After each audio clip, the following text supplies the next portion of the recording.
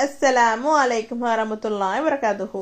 ஒரு காலத்தில் உலகம் இருளில் மூழ்கி இருந்தது. மக்கள் அல்லாவை மறந்து விக்கிரகங்களை வணங்கி வாழ்ந்தனர். அந்த இருள் நிறைந்த நாட்களில் அல்லாஹ் ஒரு பேரொளியை அனுப்பினார். அவர்தான் நபி நூஹ் அலைஹிவஸல்லம் அவர்கள். இது ஒரு மனிதரின் கதை மட்டும் இல்லை, இது நம்பிக்கை, பொறுமை மற்றும் அல்லாவின் பாதுகாப்பின் கதை.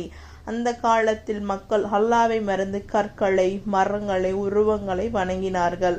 நூஹ் நபி எளிதாகவும் மென்மையாகவும் சொன்னார்கள், அல்லாவை மட்டும் வணங்குங்கள், அவர் மிக மன்னிப்பவன் என்று. ஆனால் மக்கள் கேட்கவில்லை. சிலர் சிரித்தார்கள், சிலர் கற்கள் எறிந்தார்கள், சிலர் முகம் திருப்பினார்கள். ஆனால் நூஹ் நபி ஒருபோதும் தளரவில்லை. அவர் தினமும் பொறுமையுடன் போதித்தார். ஒரு நாள் அல்லாஹ் ஆணையிட்டார், நூஹ், என் கட்டளைக்கு ஏற்ப ஒரு பெரிய கப்பலை கட்டு என்று. வறண்ட பாலைவனத்தில் மரம் வெட்டி பலகை சேர்த்து கப்பல் கட்ட ஆரம்பித்தார். மக்கள் மீண்டும் கேலி செய்தார்கள். மழையே இல்லாத இடத்தில் கப்பலா? நூஹ் பைத்தியம் என்று சொன்னார்கள். ஆனால் நூஹ் நபி அமைதியாக சொன்னார்கள், இன்று நீங்கள் நகைக்கிறீர்கள், உண்மை வரும் நாள் அருகில் என்று. ஒரு நாள் வானம் கருமையாக மாறியது. மேகங்கள் கனமாகிக் கொண்டன. திடீரென பூமியில் ஆழத்திலிருந்து நீர் பொங்கியது.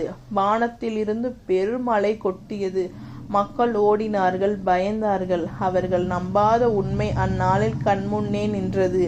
அல்லாவின் ஆணைப்படி நூஹ் நபி நம்பியவர்களையும் ஆண் பெண் விலங்குகளையும் பெரிய கப்பலில் ஏற்றினார். கப்பல் கதவு மூடப்பட்டது. பெருவெள்ளம் மழை உயரத்திற்கு உயர்ந்தது. நகரங்கள், வீடுகள், மரங்கள் எல்லாம் நீரில் மறைந்தன. ஆனால் அல்லாவின் பாதுகாப்பில் நூஹ் நபியும் அவரை நம்பியவர்களும் கப்பலில் பாதுகாப்பாக இருந்தனர். நாட்கள், வாரங்கள், வெள்ளம் மேலே கீழே ஆடியது. இறுதியில் அல்லாஹ் தண்ணீரை குறைக்க கட்டளையிட்டார். நீர் தணிந்த பின் கப்பல் ஜூதி மலை மீது நின்றது.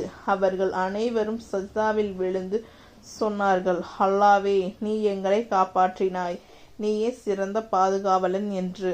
நூஹ் நபியின் கதை கடந்த காலத்தின் வரலாறு மட்டுமில்லை, இது நமக்கு ஒரு பெரிய பாடம். சத்தியத்தை பிடித்தவர்கள் ஒருபோதும் தோற்க மாட்டார்கள்.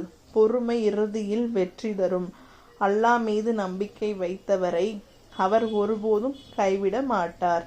அஸ்ஸலாமு அலைக்கும் வரமத்துல்லாஹி வரகாத்துஹு.